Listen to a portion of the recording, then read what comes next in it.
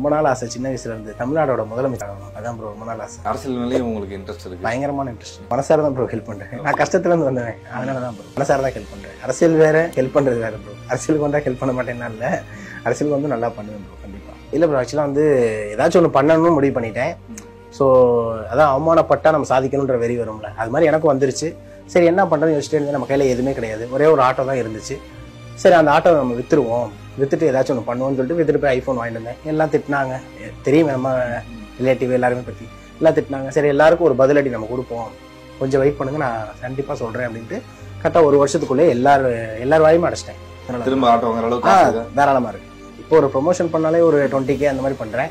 So ஒரு ஆட்டோவே இப்போ 50,000 1 லட்சம் தான் வருது. தாராளமாக இப்போ ஒரு ஆட்டோ கூட என்னால் வாங்க முடியும். ஒன்றும் விரும்பினேன், பட் அவங்க தரல. சரி ஏன் தரல அப்படின்னு சொல்லி உட்காந்து யோசிச்சு, நம்ம கிட்ட பேக்ரவுண்ட் எதுவுமே இல்லை, அப்பா அம்மா கிடையாது, பேக்ரவுண்டும் சொல்ற மாதிரி கிடையாது. ஸோ நமக்குன்னு ஒரு அடையாளத்தை உருவாக்கணும் அப்படின்னா கண்டிப்பாக எதுனாலும் கிடைக்கும்ன்ற ஒரு நம்பிக்கையில் யூடியூப் சேனல் ஸ்டார்ட் பண்ணேன். 1 இயர்ல கொஞ்சம் க்ரோத் ஆயிருக்கு. ஏன் லவ் ஃபீல்டில் வந்து என்ன மாதிரி கண்டென்ட்லாம் ஃபர்ஸ்ட் போட ஆரம்பிச்சிங்க? ஆக்சுவலாக ஃபர்ஸ்ட் வந்து பார்த்தீங்கன்னா ஃபுட் ரிவ்யூ பண்ணேன்.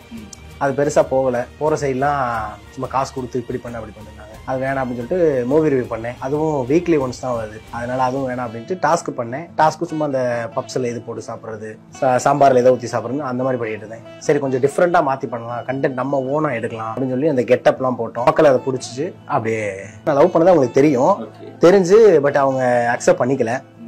ஸோ அதனால வந்துட்டு நானே என்ன பண்ணிட்டேன், அவங்க அக்செப்ட் பண்ணிக்கல அப்படின்னு சொல்லிட்டு அவங்க வீட்டாளுக்குள்ளே ஏற்றுக்கல. நம்மளை ஒதுக்குற மாதிரி, அது எப்படி சொல்றதுன்னா கொஞ்சம் ஒரு மாதிரி பார்ப்பாங்கல்ல, அது நானா ஒதுங்கி வந்துட்டேன். அவங்க என்னை ஒதுக்கலை, நானா ஒதுங்கி வந்துட்டேன். வரவுமே அப்படியே நானே உட்காந்து யோசிச்சு 1 மாதம் நல்ல டைம் எடுத்து ஏதாவது ஒன்று பண்ணணும் அப்படின்னு தான் யூடியூப் சேனல் ஸ்டார்ட் பண்ணேன். இப்படி தோணதில்லை இது வரைக்கும். ஏன்னா வந்துட்டு நம்ம அதுக்காண்டி தான் வந்துட்டோம். ஸோ நம்ம பெஸ்ட்டாக கொடுக்கணும். ஏன்னா 59 செகண்ட் இந்த முகத்தை ஒருத்தர் நிப்பாட்டி பார்க்குறான்றதே பெரிய விஷயம். அவனுக்கு ஏதாவது உருப்படியாக கொடுக்கணும்னு நினச்சோம், வேற ஒன்றுமே கிடையாது. மிச்சபடி எனக்கு அந்த முகசொலிப்போ ஒரு கவலையோ அந்த மாதிரி எந்த ஒரு நான் அந்த மாதிரி நினச்சதே கிடையாது. ஃபர்ஸ்ட் டைம் பண்ணும்போது இல்லை ப்ரோ, எந்த ஒரு ஃபீல் அதெல்லாம் கிடையாது, நார்மலாகவே பண்ணேன்.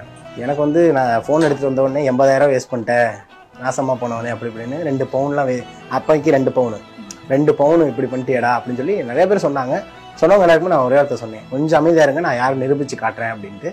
நம்ம ஃபோக்கஸ் இதிலே இருந்தனால அதனால் எதையுமே செதுறாமல் கரெக்டாக அவங்க சொன்னதுக்கு முன்னாடி நான் 1 வருஷம் டைம் கேட்டேன். 1 வருஷத்துக்கு முன்னாடி நான் நிரூபிச்சு காமிச்சிட்டேன். அவங்கள்ட்ட ஒரு டீ சாப்பிடுவேன், சாப்பிட்டு முடிச்ச உடனே உள்ளே போய் கூட்டி விட்டுட்டு மாப் அடிச்சுட்டு மேலே போய் ரூஃப் டாப் ஃபுல்லாக படிக்கடிலாம் கூட்டிட்டு குப்பையெல்லாம் இருக்கும் அதெல்லாம் இறக்கி எல்லாத்தையும் கீழே போட்டுட்டு அதுக்கப்புறமா திருப்பி வந்து ரெஸ்ட் எடுத்துட்டு கொஞ்ச நேரம் அதிகபட்சம் ஒரு 1/2 மணி நேரம் ரெஸ்ட் எடுப்பேன்.